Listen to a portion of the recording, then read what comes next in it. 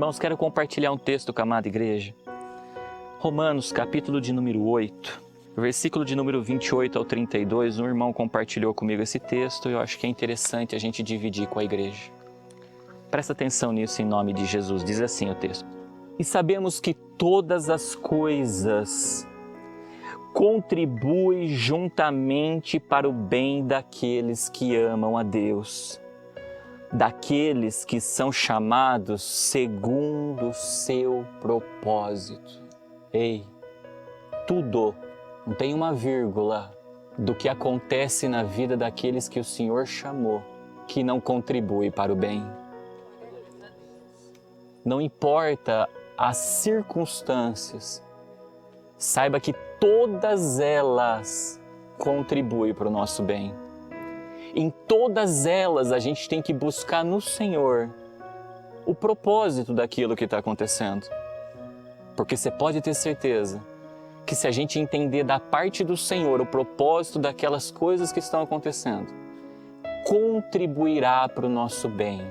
Continuando o texto, diz assim: Porque o que dantes conheceu, também os predestinou para serem conforme a imagem do seu Filho, a fim de que ele seja o primogênito entre os irmãos. Observa que o texto diz que ele nos predestinou. Mas para ser qualquer coisa? Não. Para nós sermos conforme a imagem de Jesus. Guarda algo. Como é que nós entendemos no mundo espiritual essa palavra predestinação?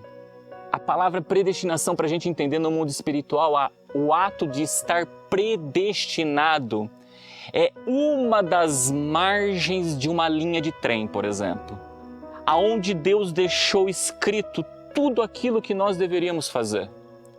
Quantas vezes Jesus não disse a seguinte fala: é necessário que aconteça sim, para que se cumpra o que está escrito. Quando ele foi batizar lá no Rio Jordão, aonde João Batista falou: Senhor, mas eu não sou digno de realizar tal feito. Jesus virou para ele e falou: olha, cumpra, para que venha, faça para que venha cumprir aquilo que está escrito. Então, a predestinação é aquilo que está escrito. Uma das margens, irmãos, já está construída dessa linha. A segunda margem dessa linha é o nosso livre-arbítrio. Se eu querer viver sudecaia, ridecou, manai, decantas, aquilo que Deus predestinou para eu viver, o caminho vai se tornar estreito, porque a outra margem vai andar juntamente com a margem da predestinação.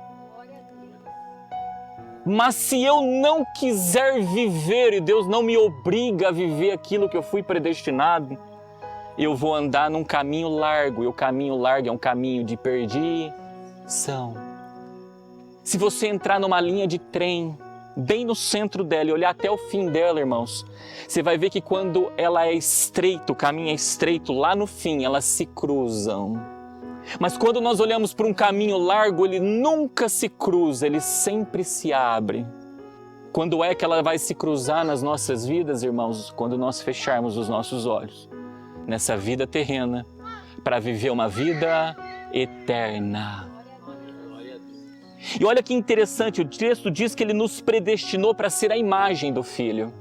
Como é que eu faço para eu ver se eu sou a imagem do Filho? Guarda algo, tu lembra daquele sonho onde Deus, aquela visão que Deus deu para aquela mulher, onde levou ela numa sala cheia de espelhos? Era exatamente isso que Deus estava fazendo com ela, mostrando a imagem de quem ela era. E quando ela começou a olhar para as vestes espirituais dela, ela via um monte do quê? De manchinhas.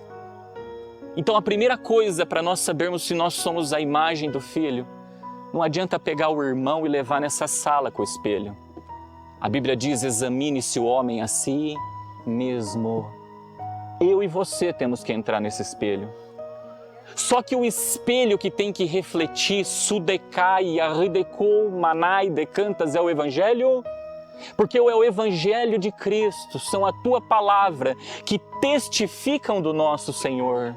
Logo, se eu olhar no espelho, que é a palavra de Deus, e o que estiver refletindo não é o Senhor, compete a mim e a você nos remoldarmos para que sejamos a imagem do Filho.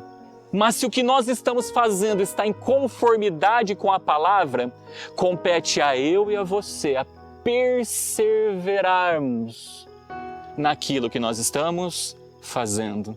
Não esqueça de algo. O apóstolo Paulo, ele disse: sede meus imitadores, assim como eu sou de quem? De Cristo. Ele estava dizendo: olha, eu estou refletindo a imagem do Senhor, porque eu estou imitando Ele. E foi para isso que o Senhor nos chamou. Foi para isso que Deus nos predestinou. Eu posso não querer viver essa predestinação? Posso, é o livre-arbítrio, irmãos. Mas naquele grande dia, o Senhor vai olhar para mim e vai dizer, e para você vai dizer: apartai-vos de mim, maldito, porque eu não vos conheço. Porque a imagem que vai estar refletindo ali não é a imagem de Cristo. Continuando, e aos que predestinou, a este também chamou. E aos que chamou, a este também justificou. E aos que justificou, a estes também glorificou. Aí ele vem: que diremos, pois, a estas coisas? Se Deus é por nós, quem será contra nós? Quando é que Deus é por nós, meus amados? Quando nós desejamos viver aquilo que Ele nos predestinou. Aí eu te digo, quem será contra?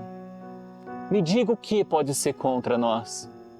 Uma enfermidade, como nós estamos vivendo no tempo presente, pode ser contra se Deus é por nós? A adversidade que às vezes vivemos no nosso dia a dia pode ser contra nós? Nada, irmãos, nada. Nada, porque a partir do momento que nós passamos a viver aquilo que Ele nos predestinou, você pode ter certeza que nós alicerçamos os nossos pés sobre a rocha. Pode vir o que quiser, não derruba a casa, porque quem sustenta de pé aquela casa é a rocha. Ele se torna o nosso braço forte e não mais. Continuando, aquele que nem mesmo ao seu próprio Filho poupou, antes o entregou por todos nós, como não nos dará com Ele todas as coisas? Se a gente deseja viver o que Deus nos predestinou para viver, Ele, o nosso Senhor, Ele está conosco. E se Ele está conosco, o texto nos diz que com Ele, Ele nos dará todas as coisas. Ele nos supre, irmãos, todas as nossas necessidades. Legado da mensagem: vamos viver o que Cristo predestinou a gente para viver. Vamos viver aquilo que Ele definiu como fundamento de vida, nós vivemos. Porque com isso, meus irmãos, nada pode ser contra nós. E todas as coisas Ele nos dá para a glória e honra do nome dEle. Amém, irmãos? Glórias a Deus. Toma posse dessa palavra em nome de Jesus.